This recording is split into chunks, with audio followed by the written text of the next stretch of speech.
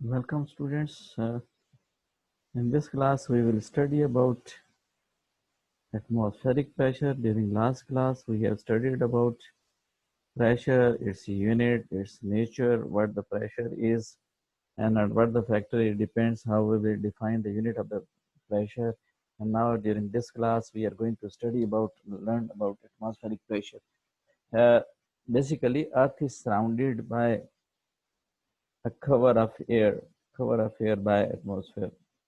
The pressure exerted by the atmosphere on a body is called atmospheric pressure or air pressure because our earth is surrounded by air, and due to this the pressure exerted by atmosphere on the earth is called atmospheric pressure or the air pressure. So air pressure is the force exerted on you by the weight of tiny particles of the air molecule. Although the air molecules are invisible, they still have weight and take up space. Since there is a lot of empty space between air molecule, air can be compressed to fill in a smaller volume. So this is the concept of atmospheric pressure. So what's the composition? Composition of the gases outside in the atmosphere. The compositions are gas components are 78% nitrogen, 21% oxygen, and what about other gases? They are 1%. Solid component, what are the solid components in atmosphere? These are small particles of dust, volcanic ash, sea salt, smoke, skin, bacteria, and pollen. These are suspended in air. So water, clouds, liquid water, and solid in the form of ice and snow, water vapors in an invisible gas. So these are the sources. This is the composition of the atmosphere. So this is collectively they combine together, and when they combine together, they are the source of pressure, atmospheric pressure on the earth. These are suspended form of which are surrounding the earth, and these are basically main source for the atmospheric pressure. And this pressure is exerted on the bodies on the earth. So here it is. Gravity pulls the air molecules towards the earth, giving them way, where the weight of the air molecule all around us is called air pressure. Whatsoever the weight about these molecules are suspended, they are inside air and they are carrying some mass, and due to this mass, the earth gravitational force is acting on these molecules. So the earth is attracting towards its surface at the center. Due to this reason, when they move in downward direction, they apply some force due to the mass on the object. So that's why this force exerted on object is a source of atmospheric pressure. So what is air pressure? Air pressure is greatest at the surface of the earth because there is more of the atmosphere above you to push down on you. So this is the concept of air pressure. Air pressure is exerted from all the direction. If you fill air inside or any type of the gas inside a balloon at the same time, there will be a uh, force acting from the outer side on this surface of the balloon, which will try to squeeze this balloon. So that's why if you look at if you look at this example, you will come to know at the same time if the balloon is able to exist itself. The reason will be very simple. The internal pressure of the balloon will be equal to the external pressure. So that's why to hold this balloon, to keep this balloon flattened, you have to apply a large amount of pressure from inner to outside. So this is the concept of the pressure which is exerted by the gas molecules on you. So air pressure is equal in all direction. It acts in all direction. It is equal in all direction. Pressure is equal to force per unit area. So here it is, high altitude, low pressure. Why? You move high altitude, the pressure will be less. Why? Because the gas molecules move in downward direction. So here it is. If you look at the molecules, gravitational force acts on the molecule and you are at the surface of the ground, you will be feeling more and more pressure. But if you are at the upper side, you see that the pressure is very less. But if you move downward towards the earth, you'll see the number of molecules have increased, and with this increase of the number of molecules, the pressure has increased at the surface of the earth, closer to the earth. This is a very clear example of the, to understand a very basic scientific reason. What happens when we move above, up to the height, with the altitude, increasing altitude, on the hilly area, why the pressure decreases at that places? Why? Because the concentration of the molecules are very much less. So that's why, which results in weakening of pressure, atmospheric pressure. But what happens when we move down to the plain area? That is the place where the pressure molecule will be more in numbers, and with the increase of the molecules, the pressure will also increase. So this is the scientific reason why cooking is easier at the plain than at the hilly at the top of the high area, because the pressure of the low plain area is more. It helps cooking as well. But if you move up to the hilly or the height, more height area, areas of the peaks which are higher from the sea level, they have very less pressure, so it becomes more difficult for the cooking purpose as well. So here it is, atmospheric pressure is the pressure anywhere in the atmosphere is due to weight of the air above. So here is the concept of the pressure by the air.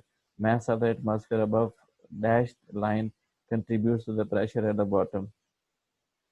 And if you look at the mass of the atmosphere between surface and dashed line, this one surface, this one and this one dotted line contributes to pressure P1 but not P2. This P2 is basically pressure which is exerted by contribution. Mass of the atmosphere dash line contribute the pressure at both locations, up and down. But if you look at more and more you move above the surface of the earth, less and less will be the pressure. More and more you move closer to the earth, more will be the pressure. If you look at P1, P1 will be more than the P2. So this is the main reason. So as elevation goes up, barometric pressure goes down. This is an inverse relationship. More is the height, less will be the pressure. Less is the height, more will be the pressure. So this is the concept of atmospheric pressure. It decreases with height, but it increases with the decrease of the height. With the increase of the height, pressure decreases. But with the decrease of the height, pressure increases. So these are inverse relation with each other. So here it is, why couldn't I get any water from the jar? When you drink, when you drink from an open glass of water, an open glass of water, air pressure allows the water to travel up the straw.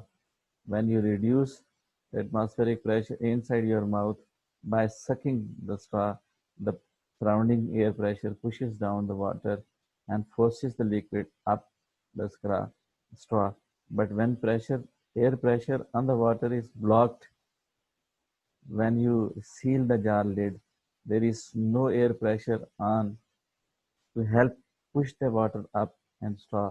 This pressure cannot get to the water pushed on it, so it does not go up the straw.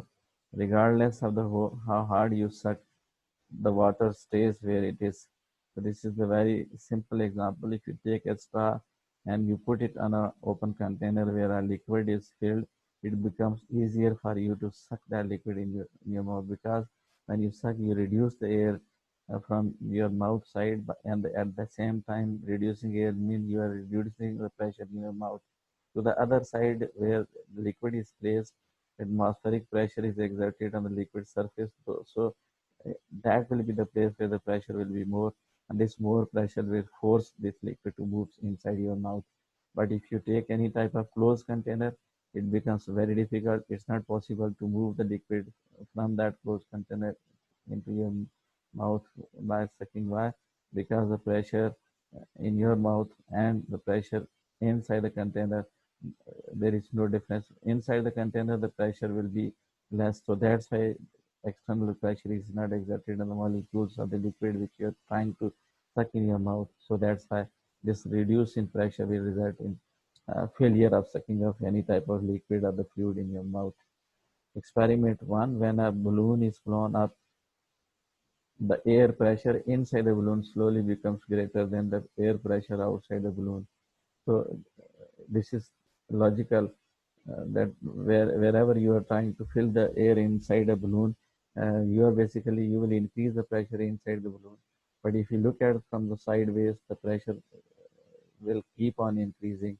So keep the shape of the balloon intact. Since the balloon is made of rubber and is expandable, it grows larger and larger. When the balloon is popped, the air escapes instantly.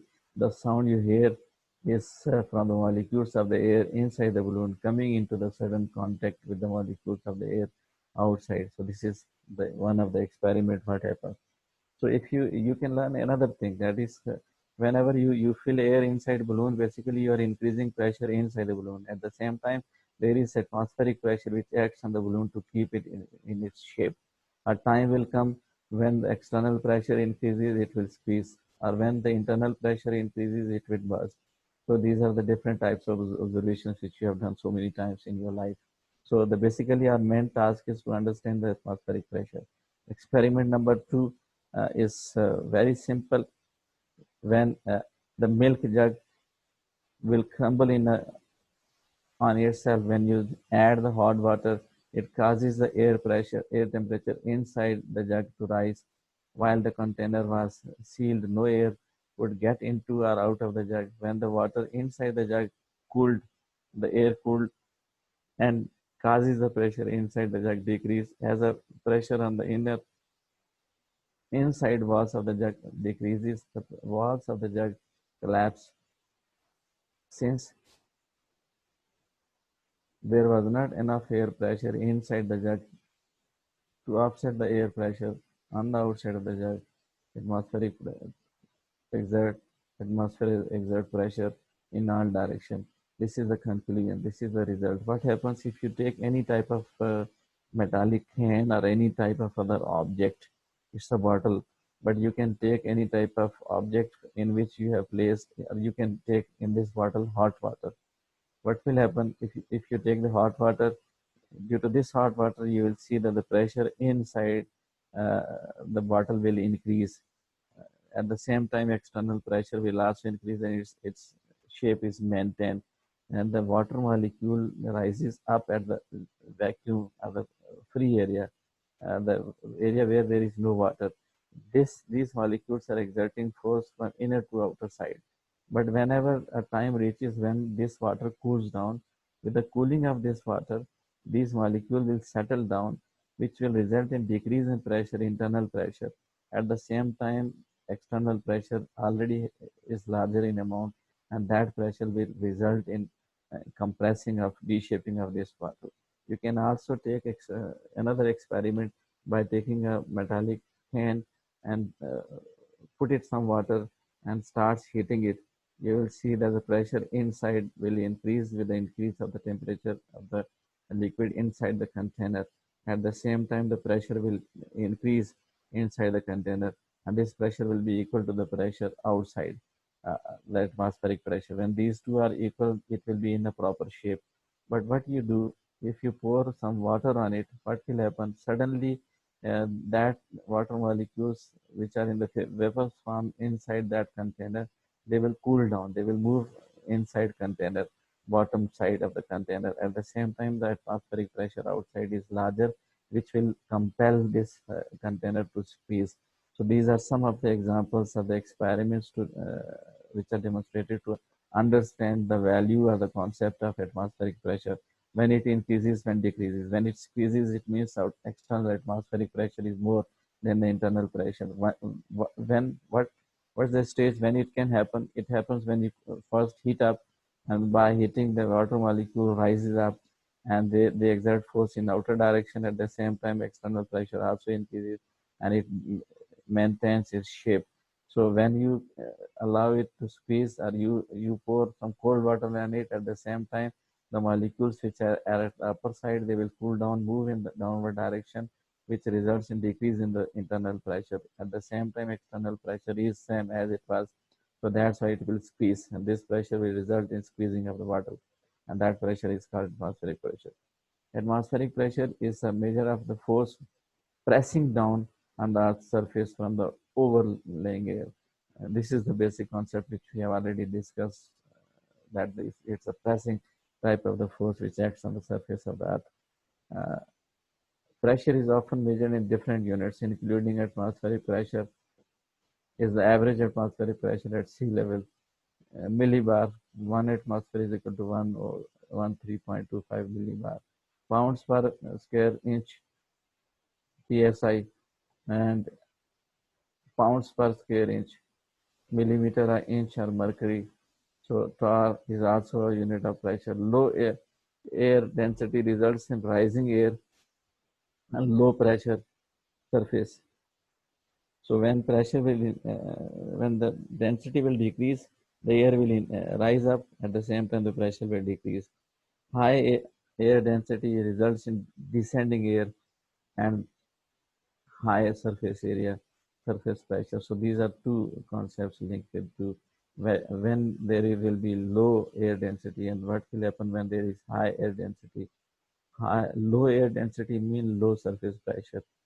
High air density mean high surface pressure. So if you look at air pressure affects the weather, how it is affecting, you must have seen the weather news, and these are some of with the help of arrows and the bars your experts explain some different types of programs to understand the weather effect. Air pressure in, in a weather system reflects the amount of water in the air which affects the weather. Low air pressure usually results in bad weather, stormy, cloudy, and overcast high pressure. So usually results in good weather, clear skies, no precipitation. So this is the concept of atmospheric pressure in the atmosphere. Low air pressure usually results in bad weather, stormy, cloudy, overcast, and high air pressure usually results in good weather, clear skies, no precipitation. So these are the two concepts for low and high pressure. Low pressure is responsible, and due to low pressure, storms, cloud, and overcast, and bad weather happens. So good weather is clear sky, is with clear sky, and at that time the pressure will be high. So how does the atmosphere protect life on Earth? So this is another concept, and you have to write on an assignment for 2 days to complete, and you have to mention it how you can do it. So here it is: impact of temperature on air pressure. Warm air is less dense than cold air. Therefore, warm air has a low air pressure and the cold air has higher pressure. Colder the air, look at. In case of warm air, the separation of the space between the molecule has increased, but in case of cold air, the space between the molecule is decreased. So it will result in high density. It will result in low density when the molecules are away from each other. The atmosphere is warm or moving fast and spread farther away apart. Therefore, there are fewer air molecules in a given area to push down on you. This is the time where the warm air is there. Less the number of molecules, less the pressure is. More that one number of molecules, more the mass is there, more the force will be there, then more the pressure will be there in case of cold air. So if you look at this one, this is chilly, rain, windy, and these are the types of indicators which shows that when it will be slow and when it will be sharp, and what about the rain, what about the windy. So air pressure on a weather map, area of high and low pressures on look, blue mean high and red mean, maroon mean low. Pressure on the show weather map with a high or low value.